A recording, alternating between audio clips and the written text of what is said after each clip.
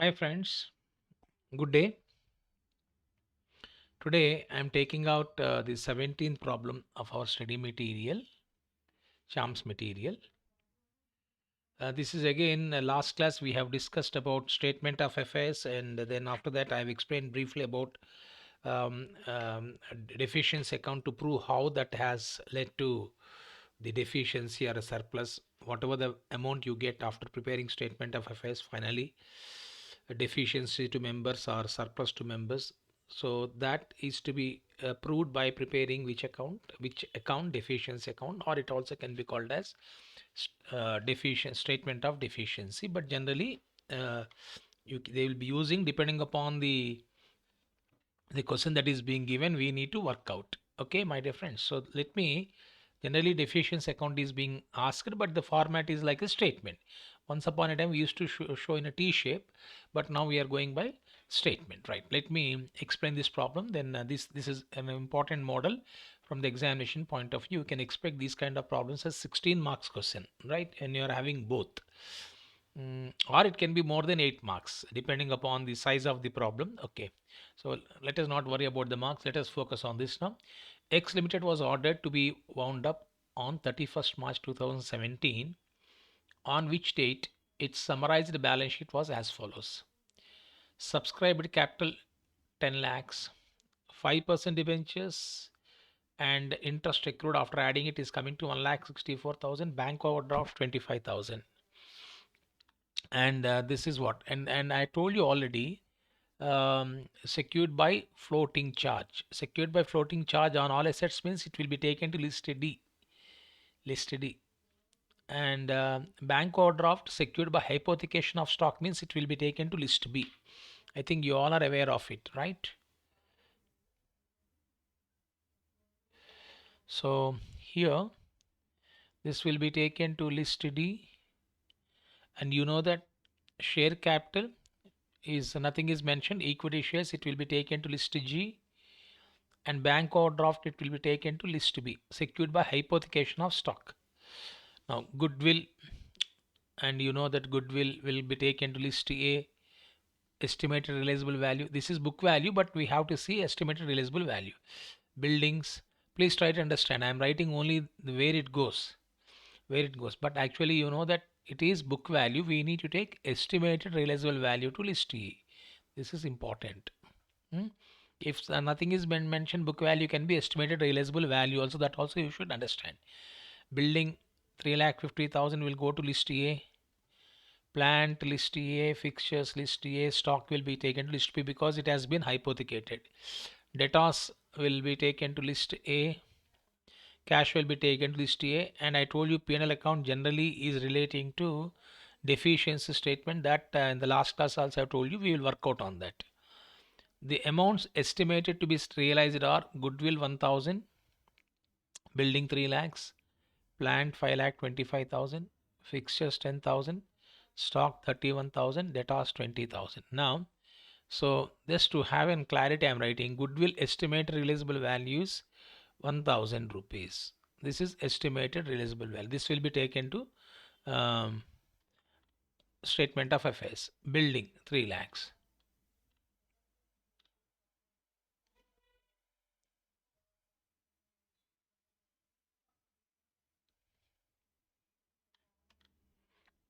Building 3 lakhs. Plant 5 lakhs 25,000.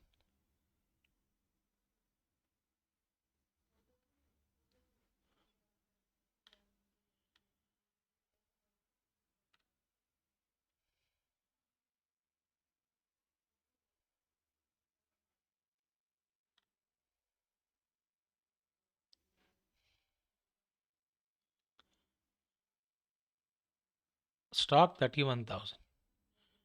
Debtors 20,000.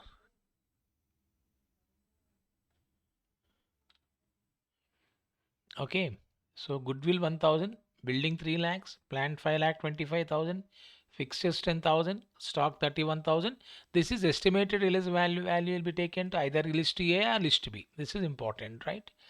Then creditors included 6,000 on account of wages of 15 men at 100 rupees per month. This the creditors whatever, this is trade payable. This is including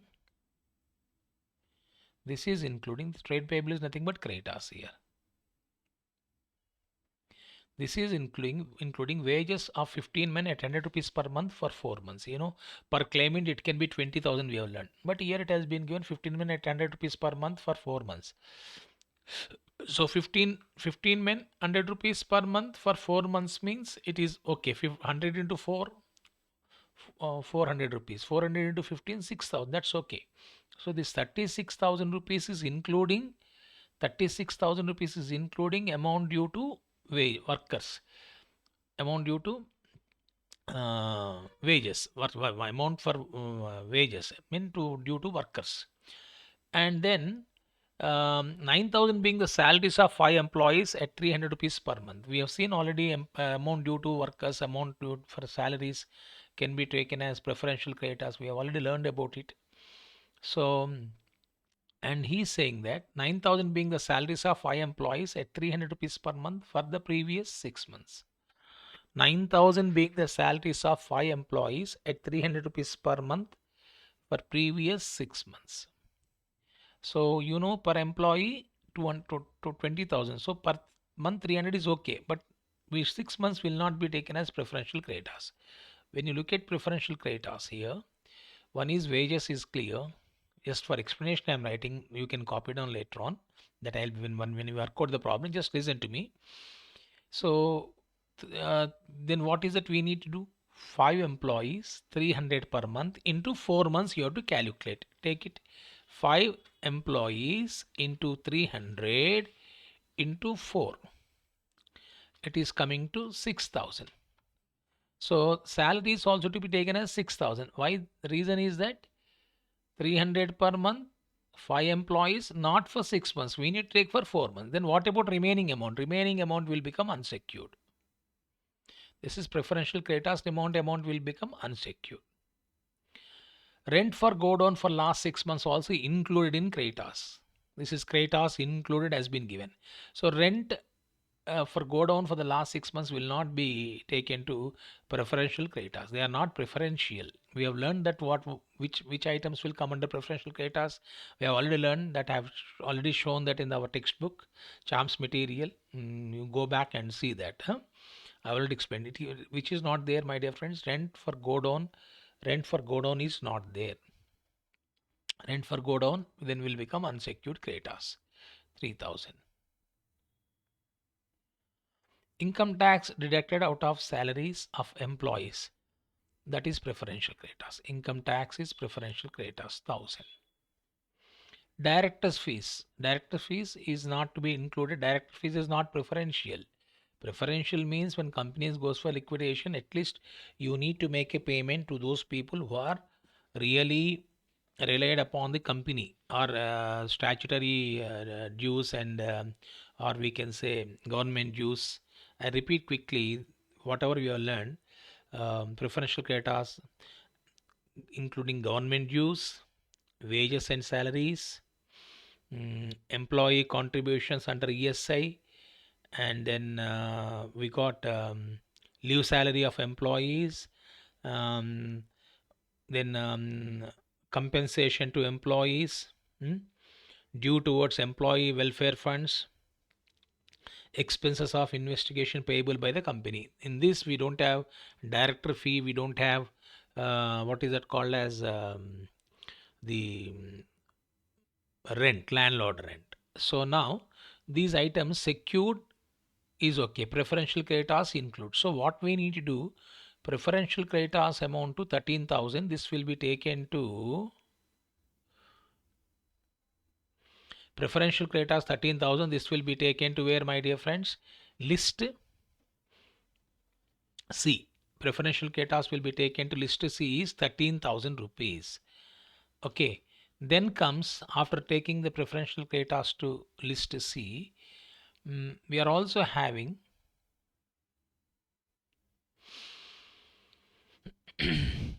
for the time being preferential creditors 60,000 unless you complete it. Preferential creditors 13,000, and then this 6,000 is related to 6,000, and one more thing, director fee. Here I have not written director fee 500. 6,500. Then trade payable 36,000 minus 13,000 minus 6,500. You take it 36,000 minus 13,000 preferential creditors, no? Minus unsecured creditors 6,500. Then we are having 16,500. That 16,500 is creditors for goods. So whenever amount is due to any outsider is creditor, no? Wages creditors, outstanding wages creditors, outstanding salaries creditors, income tax is also any amount which is due can be called as a creditor. So he's saying all these amounts have been included. All these amounts have been included. So what is that we need to do? Of course, creditors for goods is also unsecured. This can be taken separately, or what we can do, 36,000 minus 13,000. 36,000 minus 13,000, if you take out 23,000 will become unsecured creditors. Simple. That in that way also we can do it. I'll be giving separate working notes for this. Okay. And then coming back to this, 3 years ago the debit balance in the P&L account was 77,925. We have learned that yesterday's class deficiency minimum period of 3 years is needed. Debit balance of P&L account was 77,925 rupees, means which is nothing but 3 years ago I told you it leads to deficiency. It can show either surplus or it can show deficiency. Here 3 years ago the debit balance in P&L account means, in the last class I have explained you about statement of deficiency. We may have deficiency, we may have surplus. In this case 3 years back deficiency. And sir, 3 years back P&L account 77,925 means at the moment we are having 1,38,500, means during these 3 years there is a further losses. That's it. That is 1,38,000. That means it has accumulated. 3 years back 77,925 has become 1,38,500. If you want, you can see 1,38,500 minus 77,925. 77,925, it is coming to 60,575. During these 3 years losses has gone up to 60,575. This is the meaning. Okay, this is for the first time you are listening to this, so no need to worry about a deficiency. When we work out, it looks easy. So we are told, whatever the deficiency or surplus which you are going to get through statement of affairs will be verified with a statement of deficiency or deficiency account. So this item will be taken to deficiency account. For the time being, I am not going to explain this paragraph because this will be taken when we work out this entire thing. 3 years ago debit balance, and since the date accounts of the company have shown the following figures. These things will be confusion to you now if I explain, because you all are familiar by this time, I think, how to prepare statement of affairs. Okay, so this we will be discussing later on. In addition, it is estimated that the company would have to pay 5,000 as compensation to employee for injuries suffered by him, which was contingent liability not accepted by the company. Estimate company would have to pay, workman compensation, even though we are not accepted. It is statement of affairs where when it is likely to be paid, would have to pay means it can be taken as a preferential creditors. We have learned what is preferential creditors. Compensation, any compensation which is due can be taken as preferential creditors. So this amount 5,000 also to be included here in preferential creditors. Then preferential creditors will become 18,000, and this 5,000 rupees was not included in creditors. So creditors, what we have done, we have segregated from creditors what is preferential creditors, but this 5,000 is not included. So total preferential creditors is how much now? Coming to 18,000 rupees. Okay, my dear friends. Then prepare statement of affairs and deficiency account. So what I do for this problem, let me first give you working notes. So working notes on preferential creditors.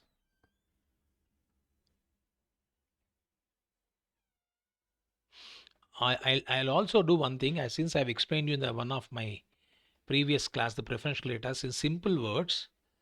What I'll be doing is, I repeat once again, what are the items which will come under preferential creditors. Let me take out this.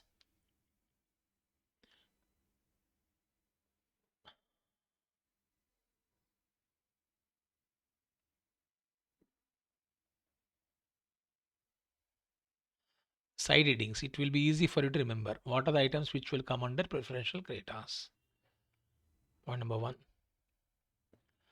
Government dues. Simple word. Side heading you can remember. Government dues.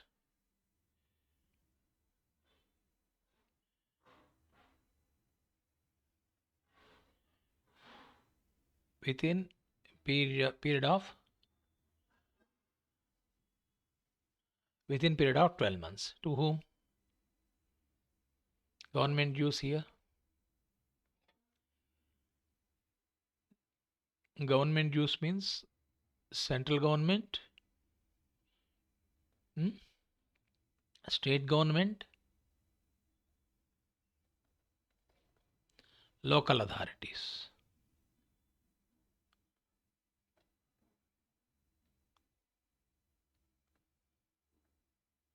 They comes under the category of government dues, preferential creditors.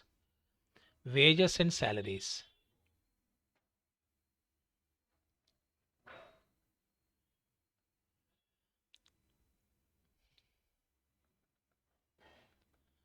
Not exceeding 4 months.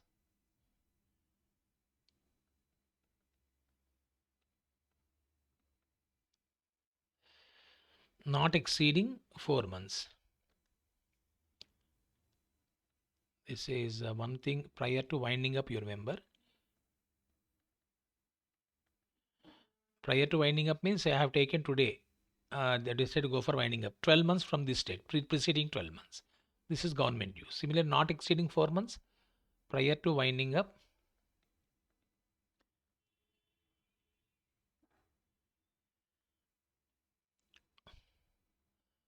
Per claimant, per employee.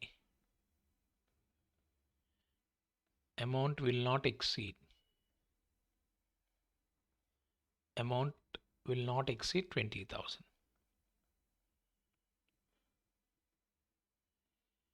Will not exceed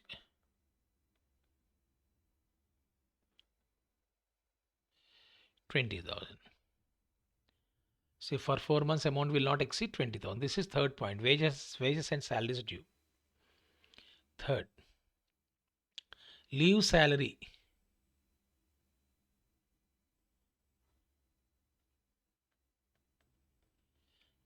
Leave salary of employees.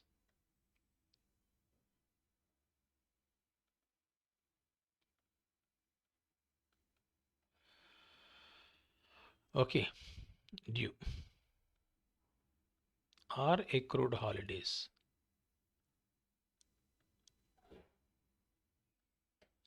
Next, fourth point.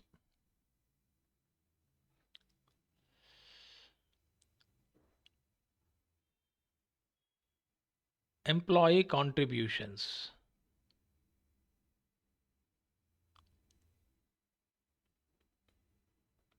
Employer contributions, sorry.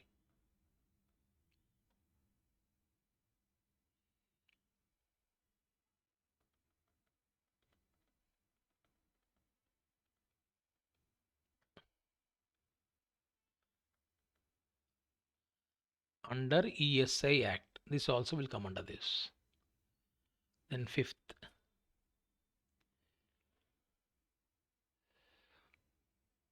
compensation.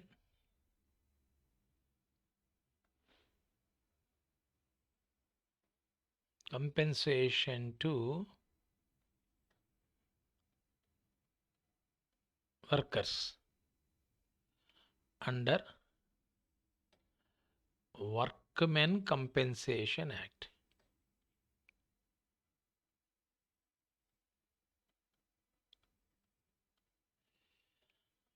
Okay, then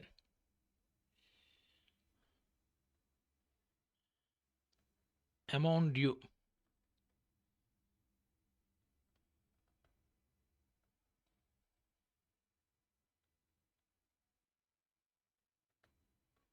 Compensation payable. Amount due towards PF and gratuity fund. They all comes under preferential creditors. Next, expenses of investigation payable. These all are under Companies Act.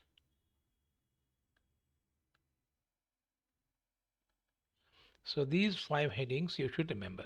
So far we have been only seeing government dues, we have seen, and we have also seen wages and salaries. For the first time we are seeing today class is compensation to workers under Workmen Compensation Act. These side headings you remember what are the items which will come under preferential creditors when it will be taken list to be statement of affairs. You can see that in today's class a company would have to pay 5,000 compensation to employees for injuries suffered by him. Okay, this is what I have told you. Compensation to workers under Workmen Compensation Act. Employees suffered. When whether act is there or no act is also there, that compensation is to be payable is comes under preferential creditors. Of course, compensation, Workmen Compensation Act also you are having. This we used to have in industrial law. Industrial law is about industries, Workmen Compensation Act and minimum wages act. There are so many things are will come under industrial law. Most of you are unaware of it. Industrial law, like we used to have business law and industrial law. So that industrial law will be having factories act and these things will be there. Now coming back to this problem, I think these things I've explained you. Now coming back to the problem, just to explain you, I've given that. Let me take you to working notes for doing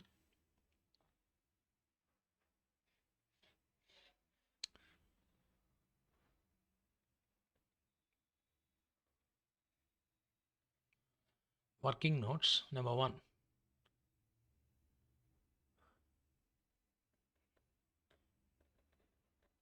preferential creditors. Working notes number preferential creditors. I've already explained you preferential creditors include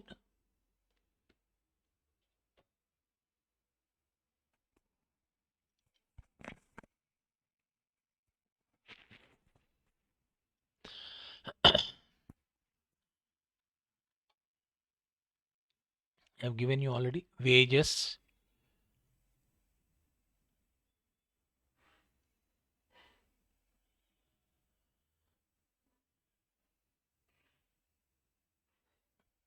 I'll do one thing here.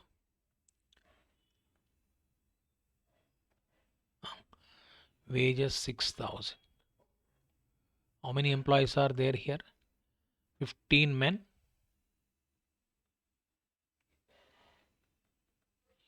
into 100 into 4 months. 6,000. Next,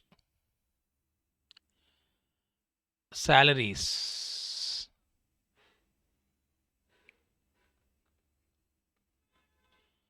Salaries.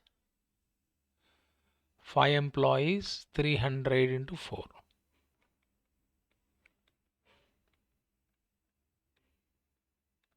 500 into 3, it is coming to 6,000. Workman compensation.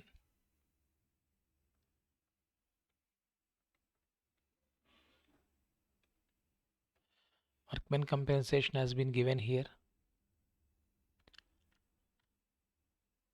5,000.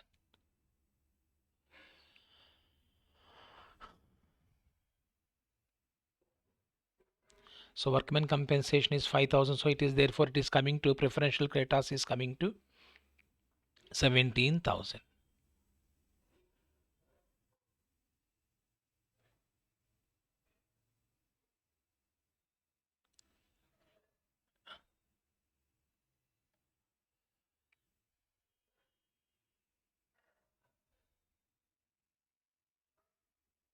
Just a minute. Any other item? Income tax is also there. Sorry, I have not seen. Income tax.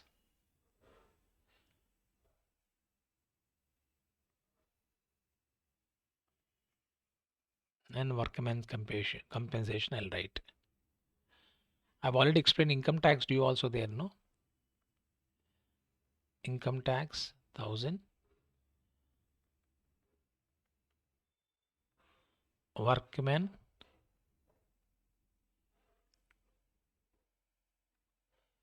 Workman compensation coming to 5,000. So total preferential creditors 6, 6, 12, 13 plus 5, 18,000. This is as per list C. Since I have written working notes there, directly we can write that amount. Then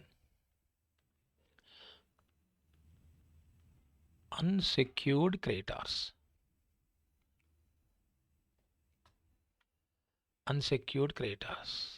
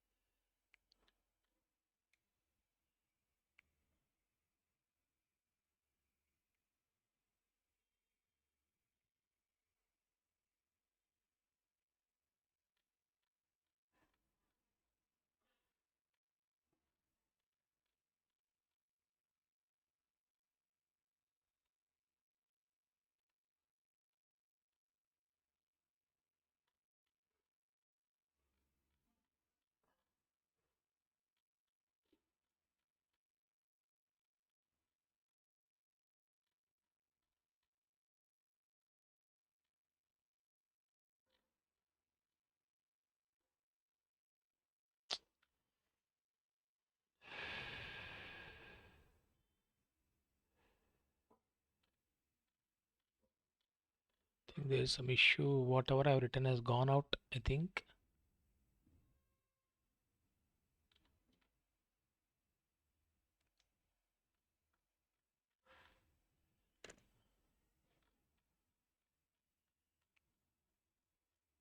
I think you might have copied down whatever I have explained there, my dear friends.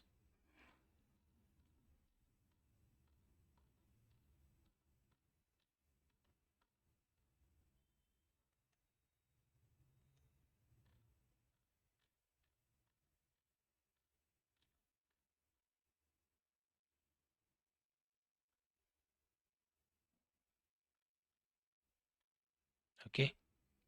I think preferential creditors I've already explained. You might have copied on that. It is, you can it is recorded already. Some problem is technical issues there with this. Okay, there's some technical issue with this. I think you can go through it. I've already given that preferential creditors. If you want, let me write preferential creditors once again. It has gone. I think there's some issue.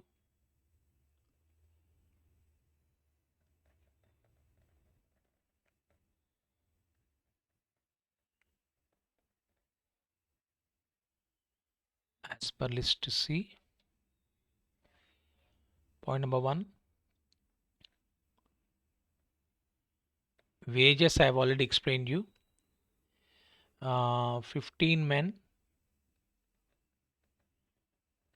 into 100 rupees per month into 4 months. It is coming to 6,000. Okay, then salaries I told you 5 men into 300 per month into 4 months. 5 into 300 into 4, it is coming to 6,000. I told you. Third point, income tax due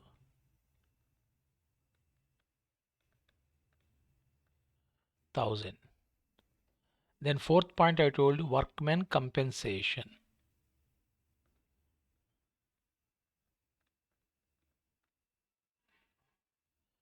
Workmen compensation 5,000. I have already explained. 18,000. Next, working note number 2.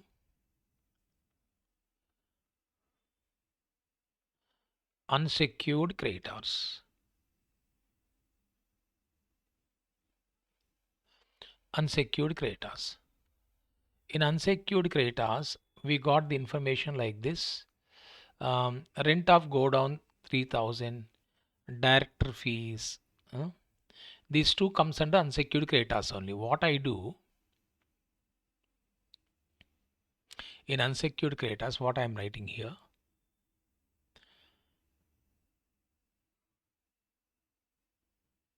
Point number 1.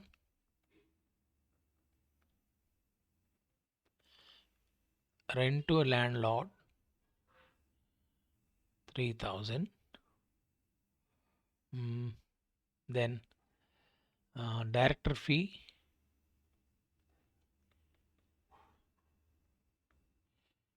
500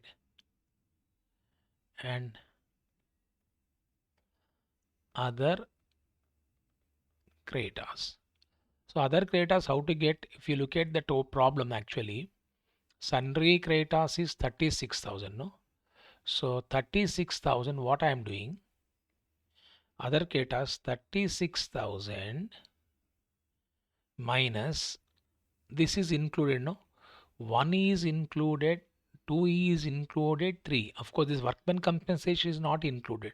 So 6 plus 6 plus 1, how much it is? 13,000, excluding workman compensation.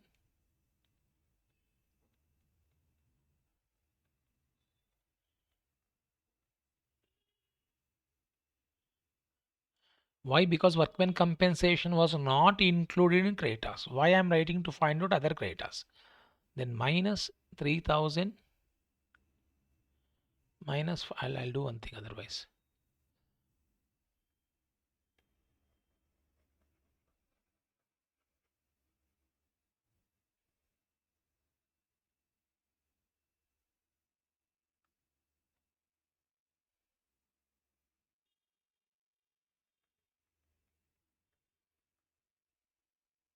Creditors 36,000. From this I am deducting wages, salaries, wages, salaries. If I write, it will be having clarity, otherwise you will be having confusion. Wages, salaries, income tax due, rent of landlord and director fee.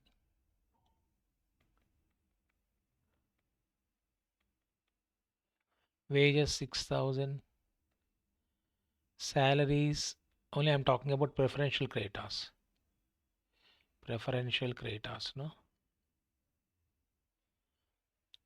Income tax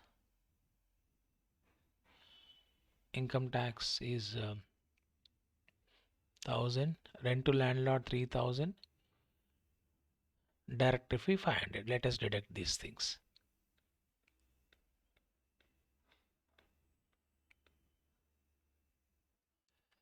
$36,000 minus 6,000 minus 6,000 minus 1,000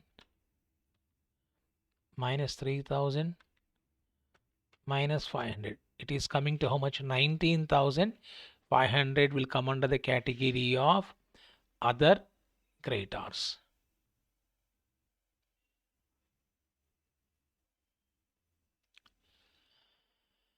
Cross check. 36,000 minus 12,000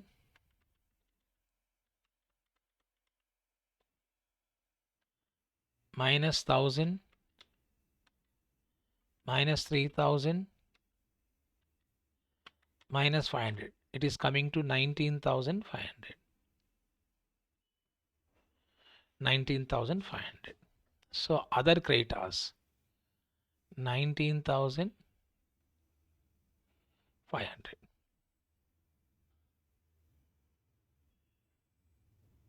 Clear?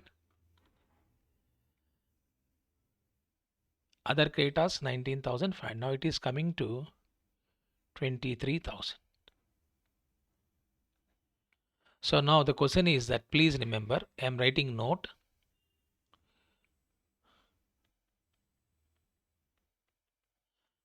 Other creditors included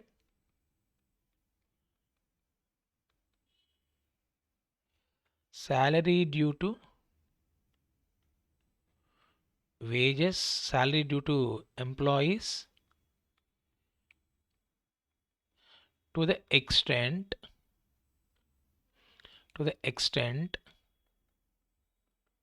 not covered under preferential creditor. not covered under preferential creditors. Other creditors include salary due to employees, salary due to employees to the extent not covered under preferential creditors, because if you look at the salaries to due to employees is for 5 months, no, but I have only taken salaries for how many months? 4 months. So what about 1 month salary? 1 month into 5 employees into 300, that comes under other unsecured creditors. That is one 5 employees into 300 rupees, 5 employees into 300 rupees into 1 month, that is 1500. Clear? So this 19,500 is including 1500 rupees salary for other employees. Clear to all of you, my dear friends? It is whatever 19,500 is including other creditors, include salary due to employee not covered under preferential creditors, because preferential creditors is only for 4 months, no. So therefore the balance will come under that particular category. Okay, clear to all of you? This is what is all about your concept of preferential creditors. I hope you got the clarity on thought on this particular thing. Okay, so this is about your preferential creditors explanation. Now coming back to this, so these two things I've explained you, working notes number 1, working notes number 2. I'm leaving some space for explaining that the logic of deficiency account. I have to explain that. So what I'm leaving some space for writing it, and then let me move on to problem number the solution starting with statement of FS. So which company we are talking about? X Limited, no? So we are writing the heading statement of affairs.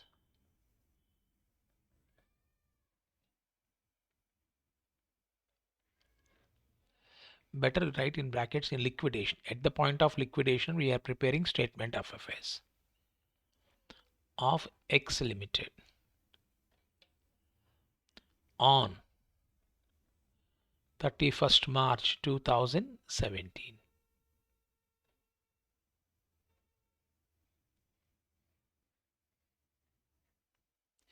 You know that format, right hand side, what is that we need to do?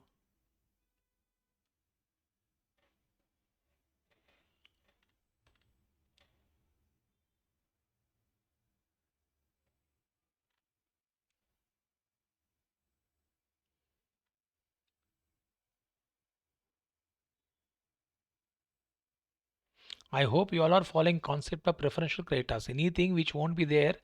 See why we have done that other creditors, etc. Because creditors included certain preferential creditors and other unsecured. So that is a combination. Last class what we have done, creditors separate, which is not including preferential creditors. So it's clear. That is the reason why we have to go for special working notes. You know that this is estimated realizable value. Okay, now first we will be writing estimate realizable value rupees, assets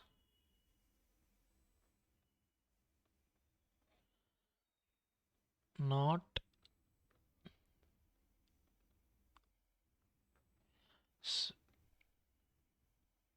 specifically pledged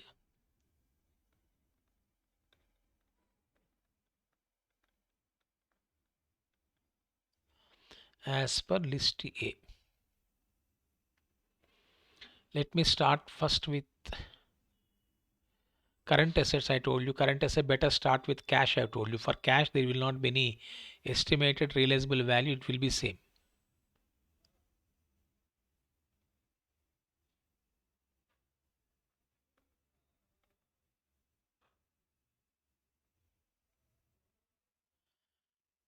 Cash 500 rupees. Debtors I have already given, so it is easy for you to copy down. Debtors estimate realizable value I already explained. Debtors 20,000.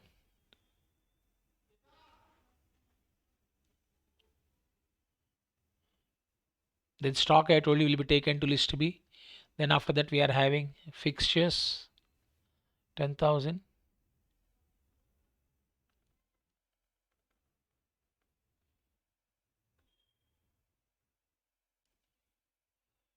Fixtures 10,000.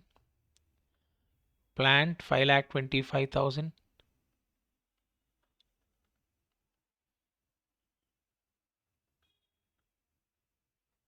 Plant 5,25,000.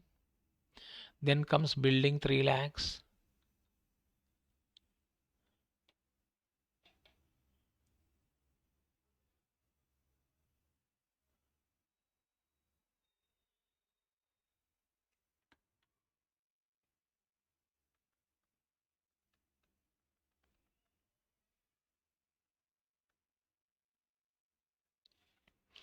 Building 3 lakhs.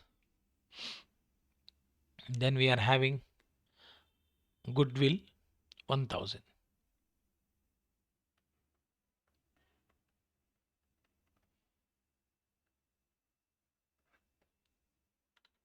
Goodwill 1,000.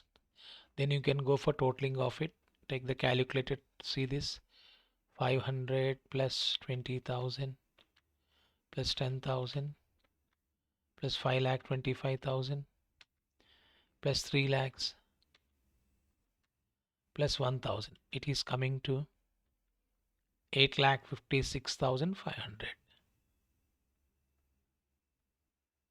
This is a total of list A. Then what is that we write, assets specifically, we have written assets not specifically pledged. Now assets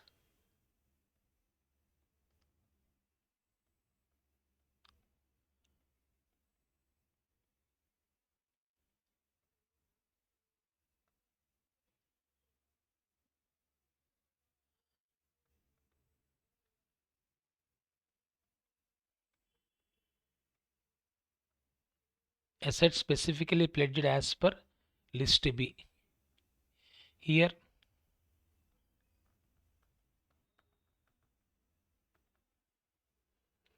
estimated realizable value rupees due to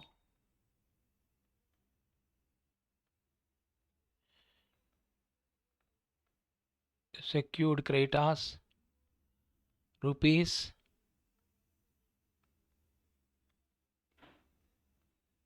deficiency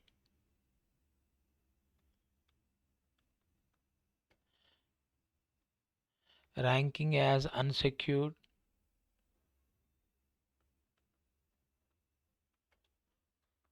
and then surplus carry to last column.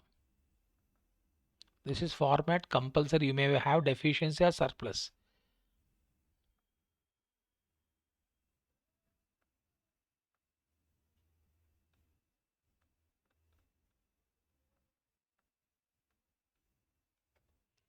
Surplus carry to last column. So you know that item name of the asset that has been pledged is stock. I have told you that here.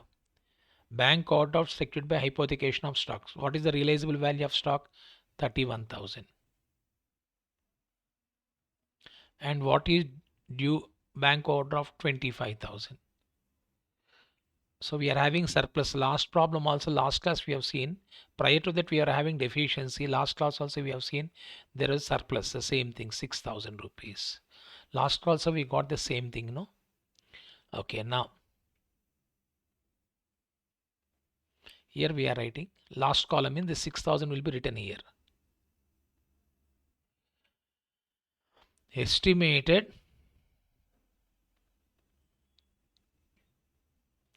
surplus from assets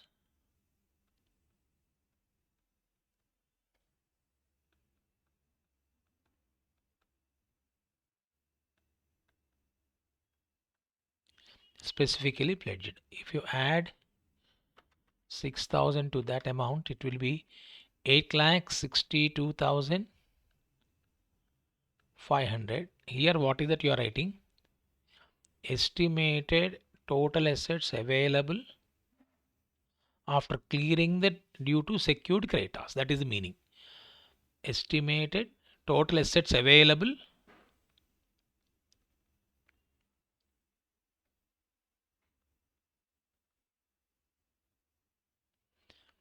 for preferential creditors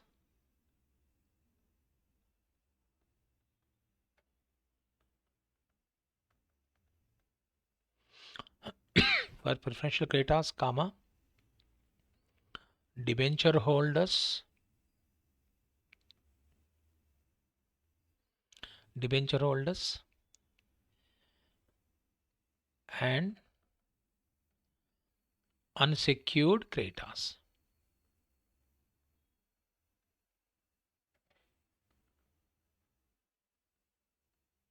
That's it. This is what the amount that is available. And then you write, just to highlight the point, I'm using different color. That's it, not required in the examination. I thought of just giving a clarity of thought. Summary of this yesterday's class also I told you last two classes. This is only just for proof. Summary of gross assets minus gross liabilities. Okay. Excuse me. Summary of gross assets.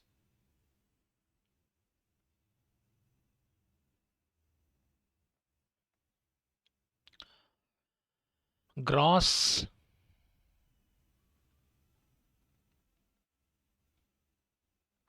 realized value.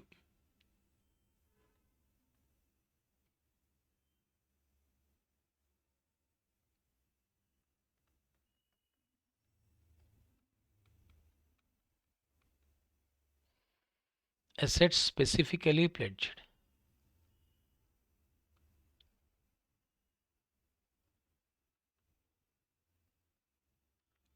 We are having 31,000.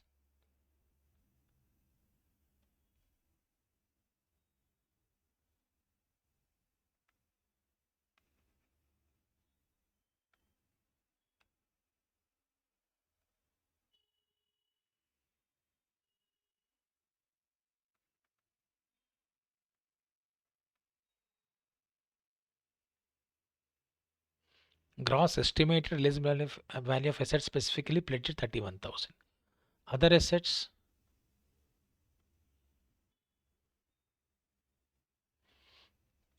we got other assets is how much? List A, 8,56,500. Simple word, this is list B, this is list A. But we cannot write, and that is why I'm not writing. Otherwise, you may remember and you start writing it. So now 31,000 plus 8,56,500. It is coming to 8,87,500. It is coming to 8,87,500. This is total. That's it. Now we start writing, you know that left hand side we start writing gross liabilities. Am I right? We'll be writing gross liabilities left hand side, then we start writing liabilities here.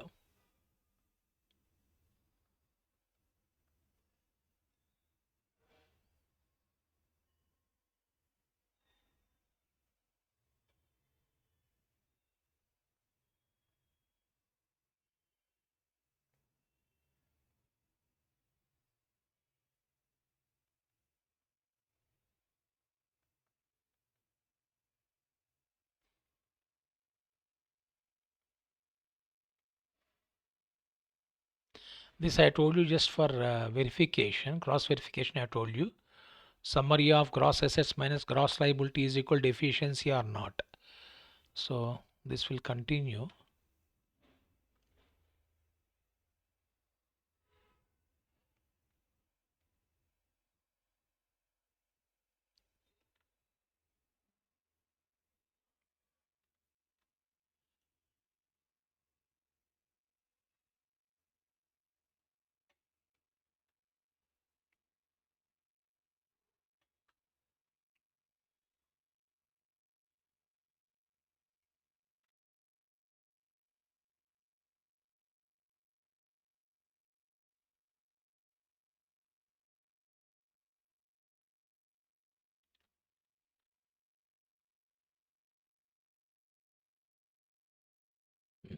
Now let us start reading.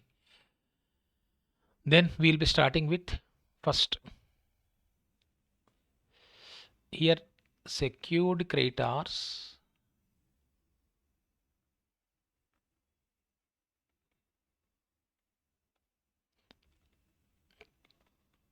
as per list B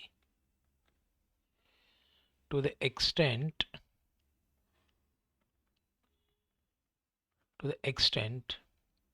which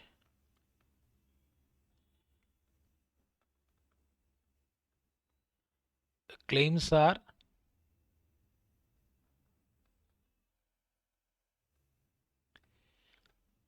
estimated to be covered by assets specifically pledged.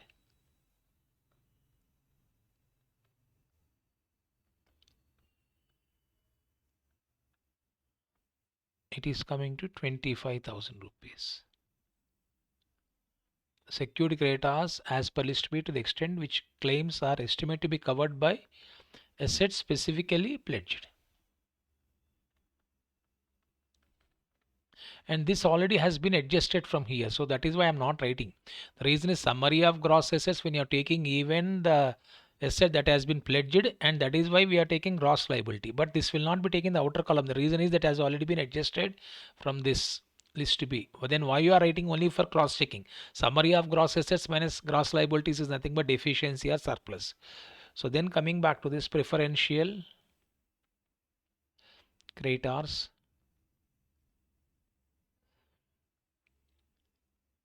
as per list C,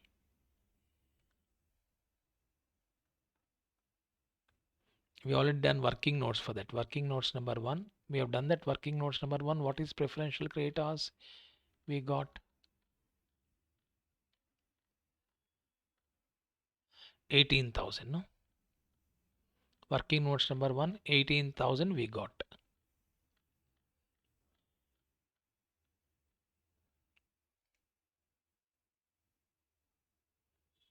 This 18,000 also you should write here. Then what is the balance we are having? 8,62,500 minus 18,000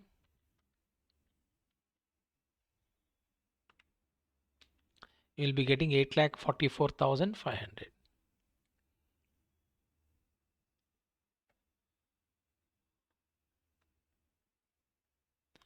8,44,500.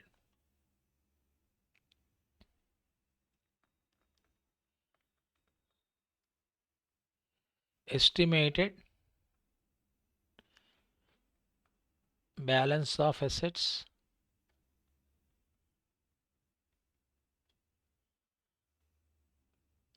available for debenture holders, or we can write creditors having floating charge, debenture holders and unsecured creditors. And don't write to members, because for members are owners, no? That is why generally we don't write members. After making payment to all outsiders, then the difference we can say to members. It is coming to 8,44,500. Okay. Now coming back to this, after that, from this I am deducting debentures. Debenture holders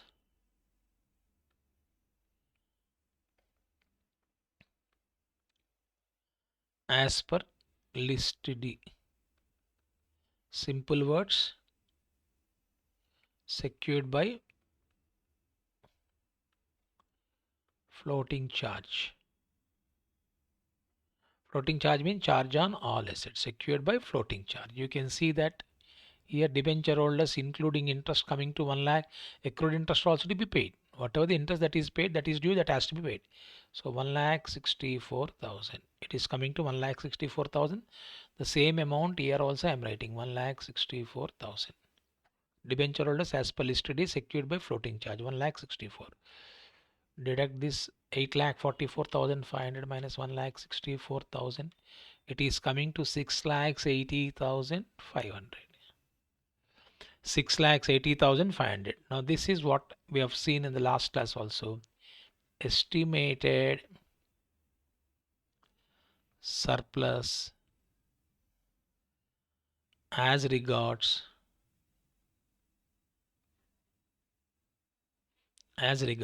debenture holders.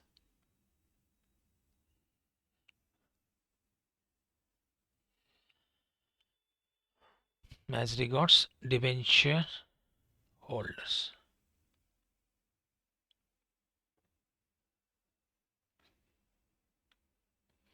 $6,80,500.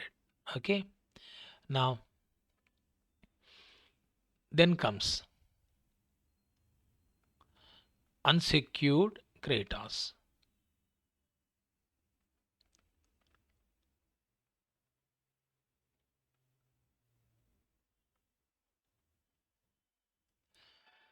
As per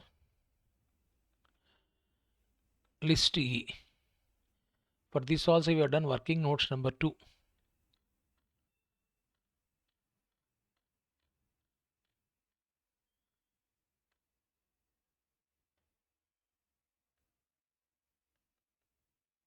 List E, this already I have explained, 23,000.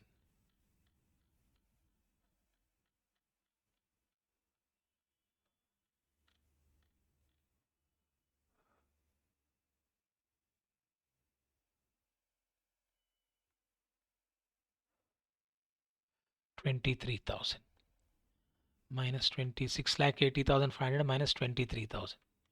You are having 6 lakhs 57. That means for the first time you are having surplus here. I think last problem also we got surplus. I think 23,000 here also I am writing.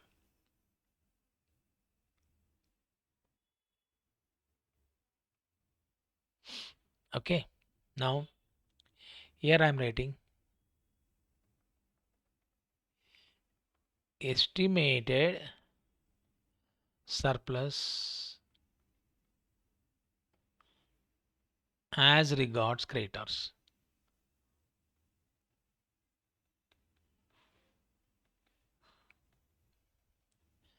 Difference between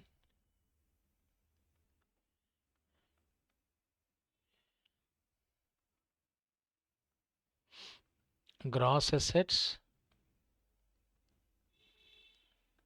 and gross liabilities. For doing so, first what is that I need to do? I have to go for the totaling of the gross liabilities, 25,000 plus 18,000 plus 1,64,000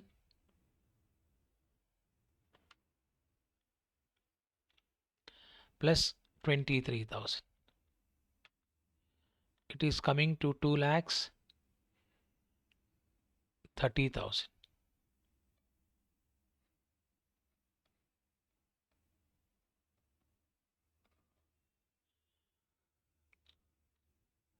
25,000, 18,000, 1,64,000, and it is coming to 2,30,000.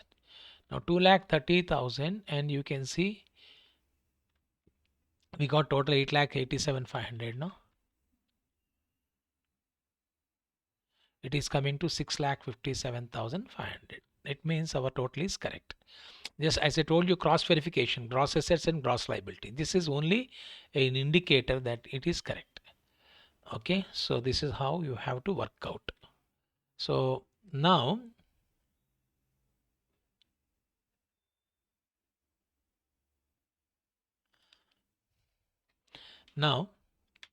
we need to, this is what we are having now. uh, List F we don't have in the problem because only equity share capital list G. We need to make a payment of 10 lakhs to who? Shareholders. So, but available amount is 6,57,000. So 6,57,000 is estimated as surplus as regards to creditors, but we got 10 lakhs to be paid, means deficiency to members, but not deficiency regarding to creditors. Okay, now here we are writing issued and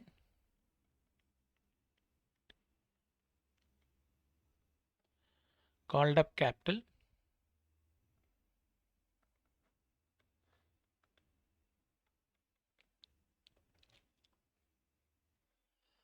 So We are having, I think, 10,000 shares of 100 rupees each.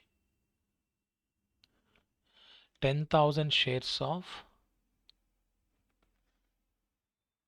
10,000 shares of 100 rupees each.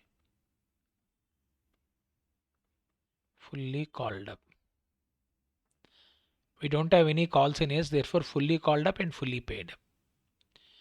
As per list G, 10 lakhs.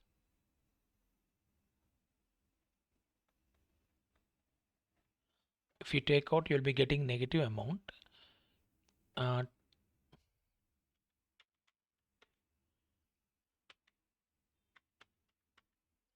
it is coming to 3,42,500. 3,40,500. Estimated deficiency.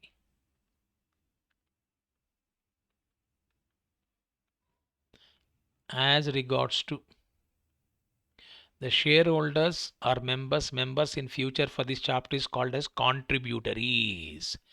Estimate deficiency as regards contributories. Contributory is the term which we use for shareholders.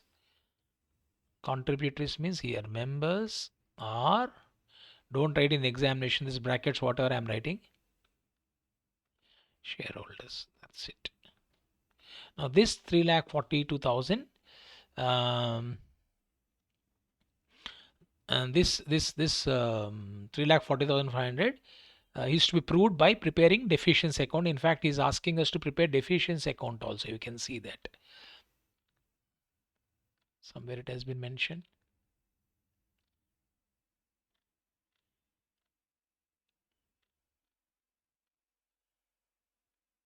Prepare statement of affairs and the deficiency account. Okay, now whenever you are writing few points, you should remember here note to the statement of affairs. We should give note also. If you can remember, you can follow. This must be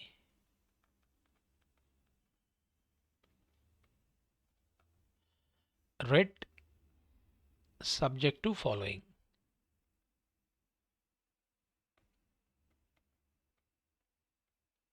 Point number 1.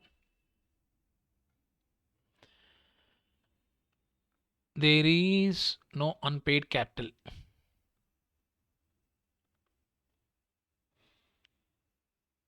That means there is no call scenarios. There is no unpaid capital to the called up. This we should mention. If there is no unpaid, otherwise unpaid capital is to be called up. That we will be writing anyhow. And one more important thing is we are here when we are going for liquidation winding up, there is going to be some expenses. That is what is called the cost of winding up, that you learn in partnership, liquidation expenses. So this must be read subject to following. Point number 1. There is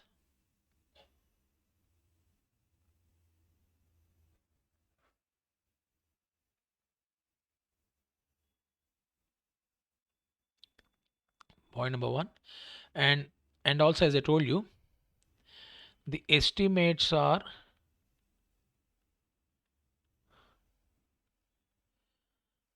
subject to cost of funding. When you realize assets, when you make payment, you need to appoint liquidator, and for them you need to pay liquidator remuneration, etc. All those things. The estimates are subject to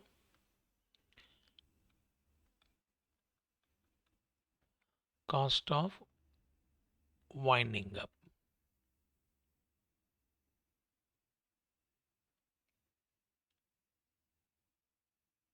Subject to cost of winding. These 2 points are enough, right? Now, for the first time, we are looking at which one? Deficiency account. So here we are writing now.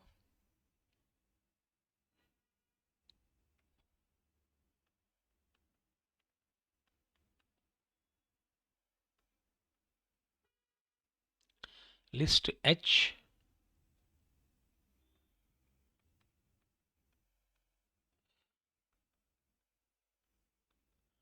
List H deficiency account. Last class I've explained you deficiency. In this A,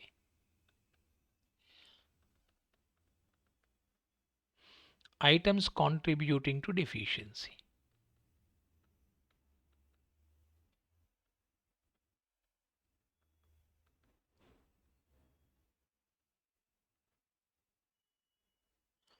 items contributing to deficiency. I think you all remember that format what I've explained in the last class. Excess of capital and excess of capital and liabilities were assets 3 years ago. This I've already explained. I think either I have to scroll back and to go to that page. I think it is very clear to all of you where we got that particular point. Last class I've explained you, so I'm not going back to that. So 3 years ago, yes, that information has been given here in the problem. 3 years ago, the debit balance in the P&L account was 77,925. So you keep that notes, whatever I've explained in the last class with you. Point number 1, excess of capital and liabilities over assets.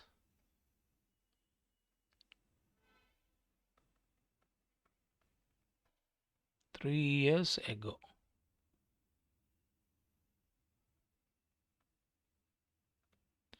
As shown by balance sheet. Suppose we don't have the capital and liabilities, that deficiency. Sometimes we have to go for trial balance also. That we'll be working out when the problem comes. The next problem we need to go for trial balance, that I'll explain. X of capital and liabilities were assessed 3 years ago as shown by balance sheet. We are having 77,925.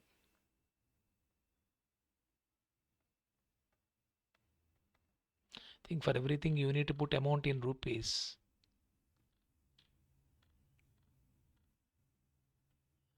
Okay, correct.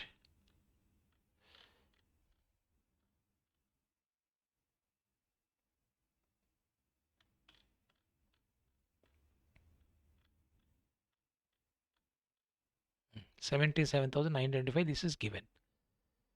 And if time permits, I'll think better. I have to take you to that particular page.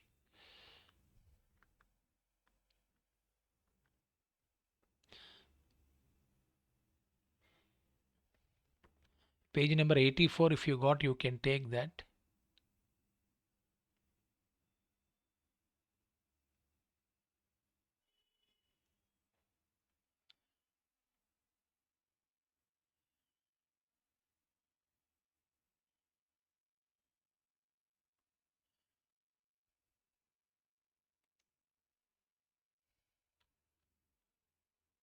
Items X of capital over assets and an opening date means that data minimum 3 years I have told you, no.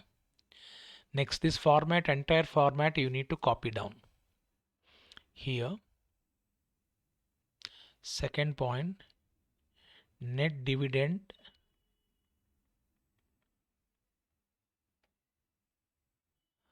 or bonuses declared.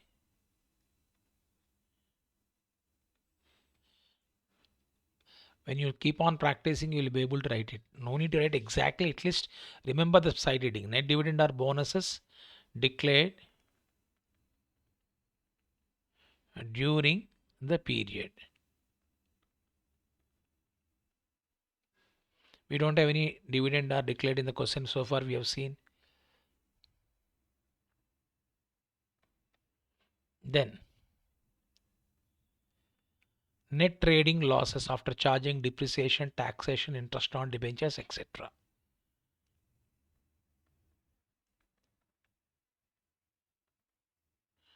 Net trading losses brackets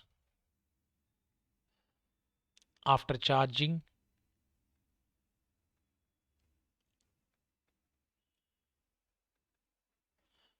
depreciation,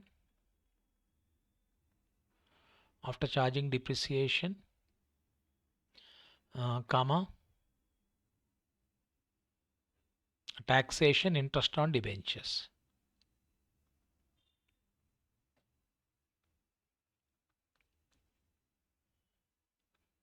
For this I want to give you working notes number 3 in this problem. I have to again go back to page number. I think that page number is just a minute.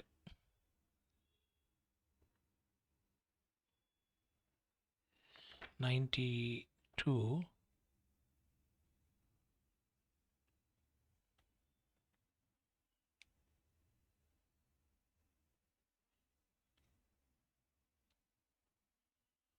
92.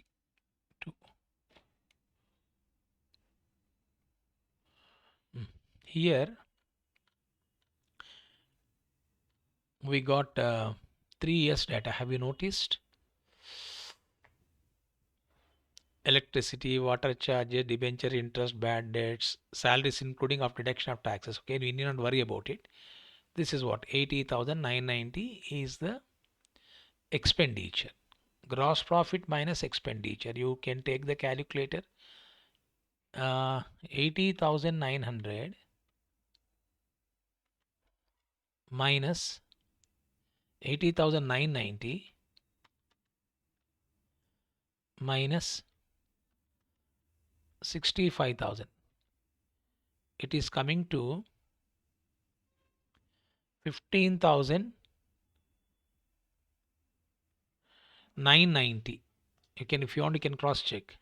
80,990 minus 65,000. You'll be getting 15,990 is the loss. Similarly, this 45 is a loss you are getting, no? Loss for 15. This is 3 years ago opening balance. This is current year, 31st March 15 loss. Similarly, you can take 31st March 16. 31st March 16. You can take 66,245 is the expenditure, whereas gross profit is 45,000. Here also you are getting loss. 21,245 loss.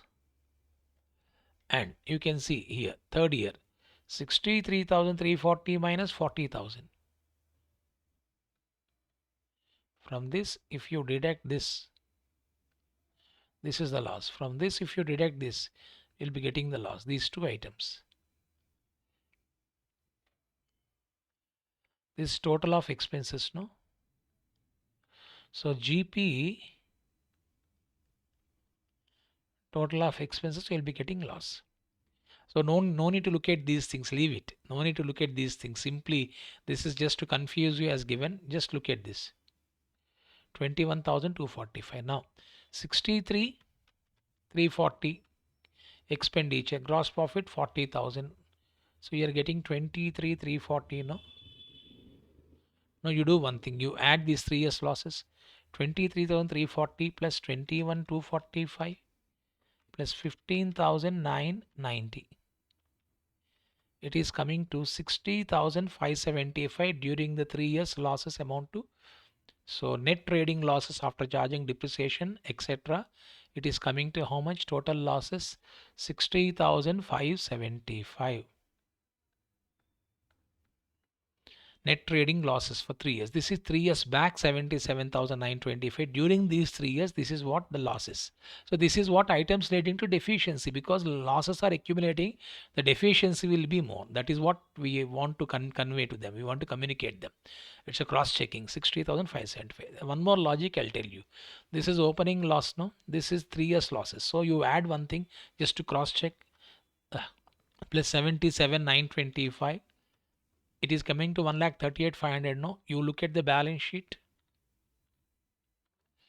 P&L account clear. P&L account and reserves and surplus. Of course, this is horizontal. It has been given. Coming days, in present format, vertically it will be taken to reserves and surplus as a negative value. So 1,38,500. The loss keep on accumulating. This is what. So simple words. We also can say 1,38,500 minus 77,925 also will be getting 1,38,500 minus 77,925 amounts to even this one, 60,500. Clear? This is what I want to give you in working notes number 3 now. Okay, my dear friends, clear? So the losses keep on accumulating. How you got the loss, I've explained. This I am going to show in the working notes number 3.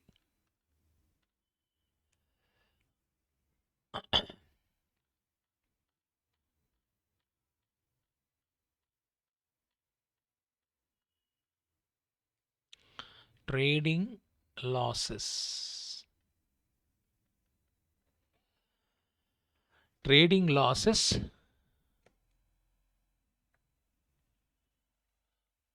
for 31st March 15,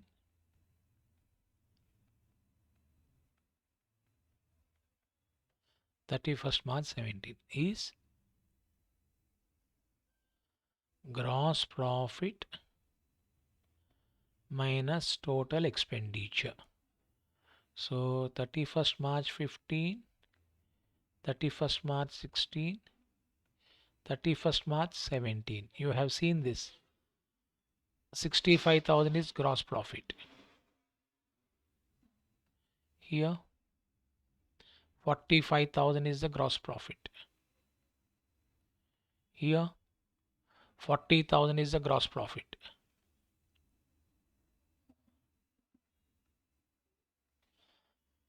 Expenditure 80,990. Here expenditure 66,245. Here expenditure 63,340.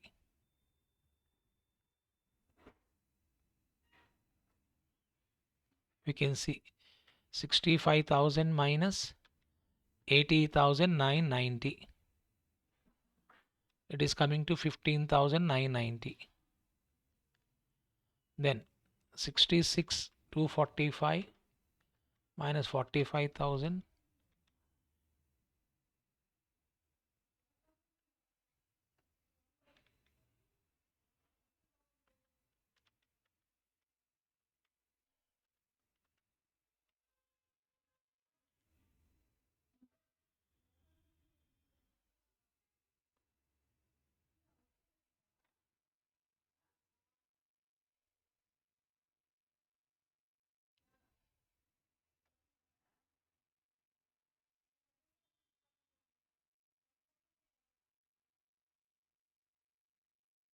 This is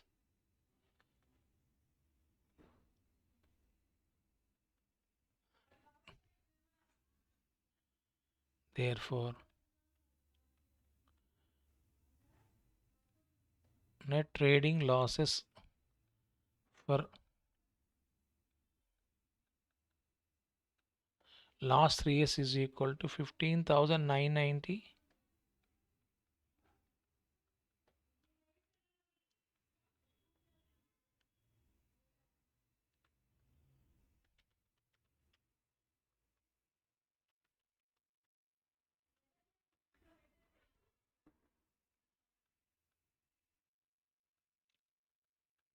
60,575. Clear? This is what we have to, I have explained you. Now I am taking to this problem here.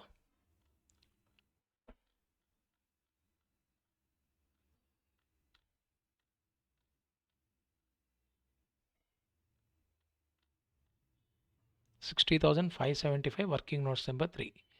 Now what was the page number? 88. Let me 884.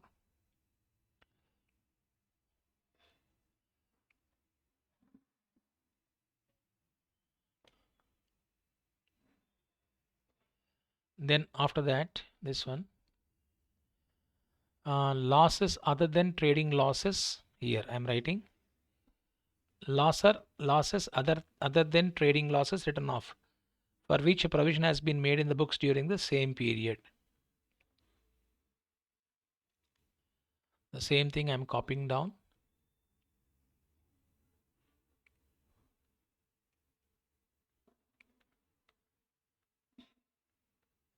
Losses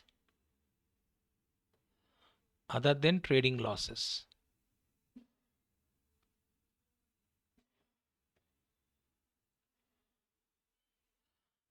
Written off.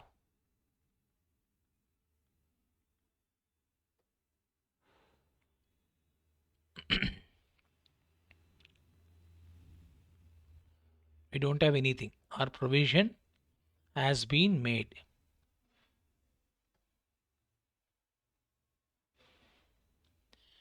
During the same period.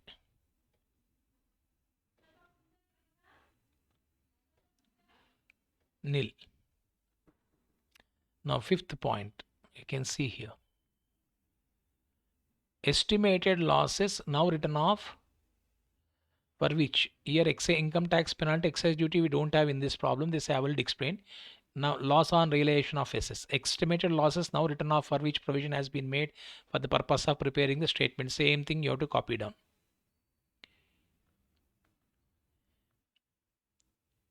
Estimated losses now written off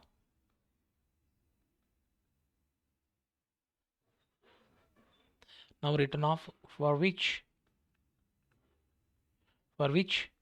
provision has been made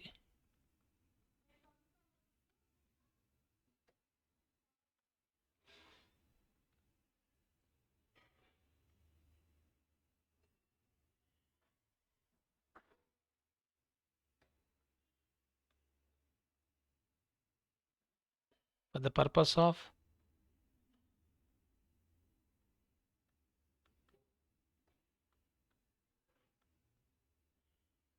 preparing the statement.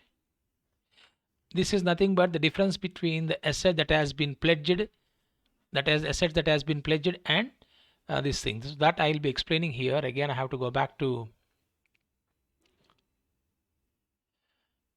page number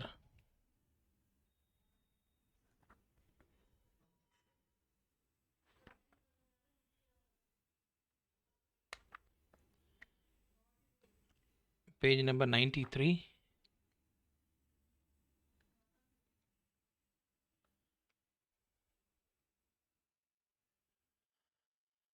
So here we can see the difference. Here I am writing loss just to explain this. Goodwill 99,000 loss. Building 50,000 loss. The difference between book value, estimated realizable value. Plant 25,000 loss. Fixtures 13,000 loss. Even list B also we should take.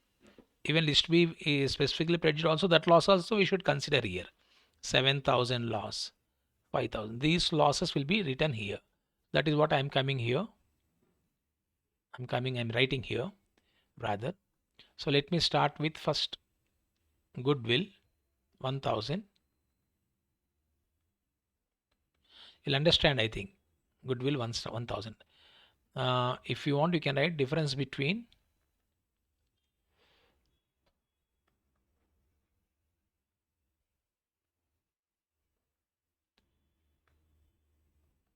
this is for you to understand difference between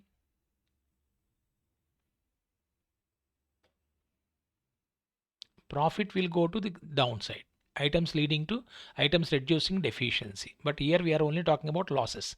In the problem all are losses. If there is any profit, that will be taken to list part B, where items reducing deficiency or increasing surplus. Difference between book value and estimated realizable value. Goodwill 99,000 I have explained, and building 50,000.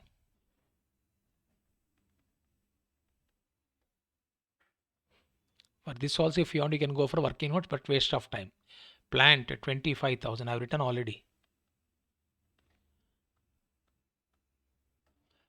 Plant 25,000. Fixtures 13,000.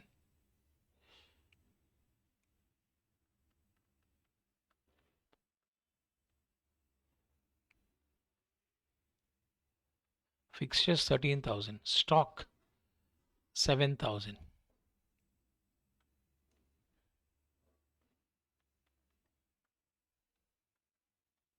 Stock 7,000.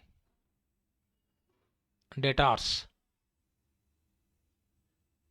5,000. And workman compensation was not recorded. The workman compensation is not there in the liabilities side. So that is why this is important point. Generally people will miss this. Workman compensation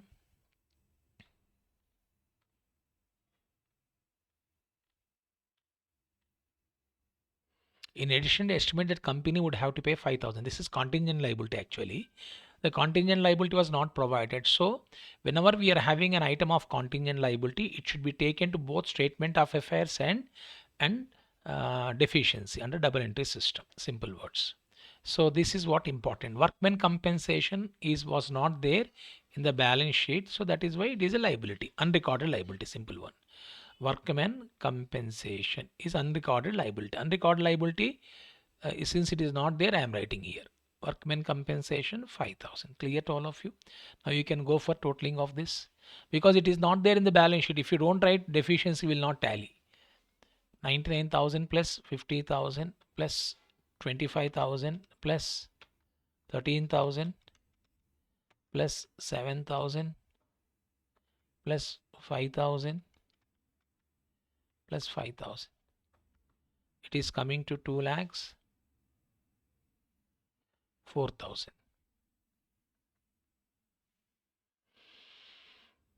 Okay, then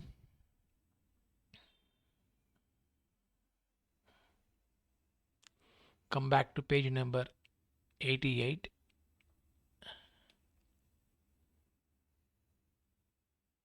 Is it 88 or 83?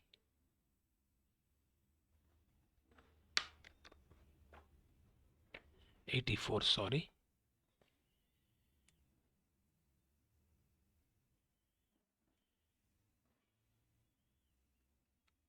84.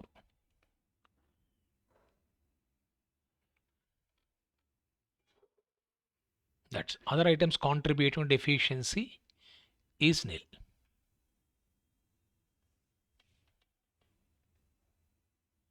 This is other items contributing deficiency.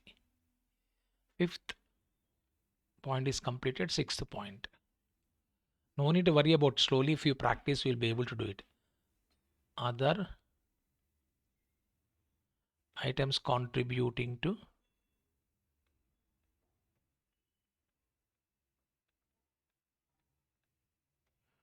deficiency is nil.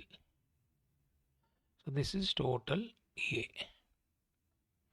Total A, you can see this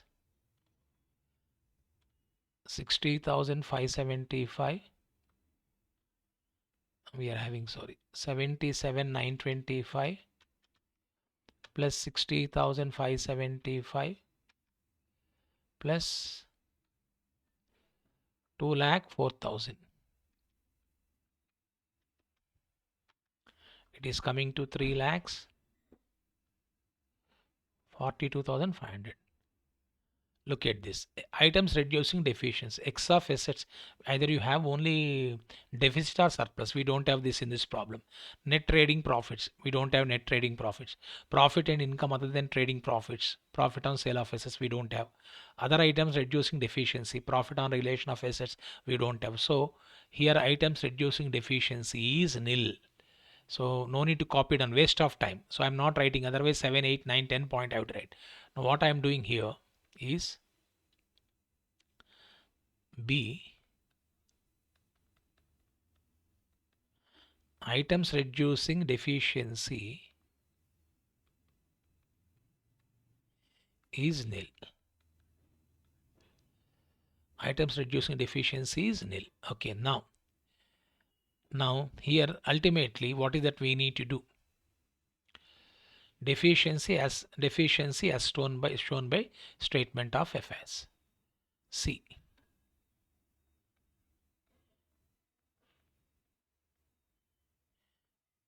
As shown by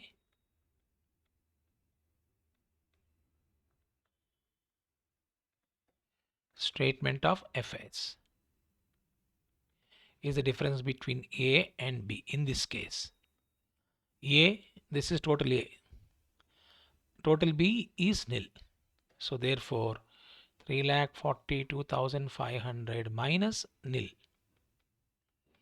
What is your answer? 3,42,500. And here I wish to tell you one point here. Deficiency or surplus you add because it can show deficiency or surplus. But in this problem it is deficiency. So now as I told you as a proof, this has to be deficiency shown by statement of affairs is correct, no? List H is supporting statement of affairs. You can see what is the answer we got for statement of affairs. Estimated deficiency as regards to contributories. Here we can write brackets list H. Clear? 3,40,500 has been proved, estimated. This is statement of FS. No, in statement of FS we got, in statement of FS we got, this is statement of FS, my dear friends. In statement of FS we got deficiency. The deficiency 3,42,500, whatever we got, has been proved with list H. No, this is what deficiency as shown by statement of FS is 3,42,500. Clear to all of you? So this is how you have to work out. Slowly, initially when you do for the first time, there are some problems which are very catchy. There are some problems which may time consuming, but no need not panic about it.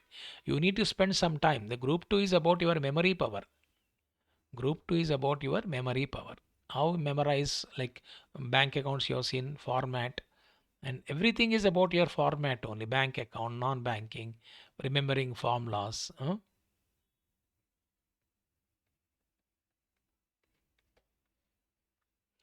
Okay, this is how we have to work out.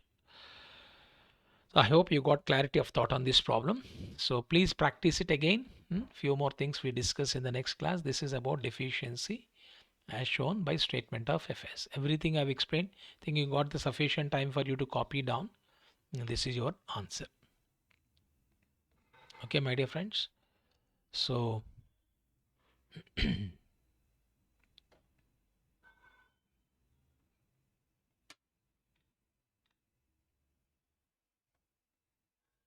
if suppose you will getting positive, then we write sometimes you may have B is more than A, will be A is more than B, deficiency. If A is less than B or B is more than A, then you will be getting surplus. That's it. This is what in this problem we don't have items reducing deficiency. In some problems we may have items reducing deficiency. And one more thing, the all assets which we are having has been compared with book value and realizable value. In all these cases, realizable value is less than book value. If at least one of the items is having suppose surplus, that will be taken to list B. Deficiency, items reducing deficiency, there we will be writing. That I have already explained here in the format. Other items reducing deficiency means profit on realization of assets. There we will be writing.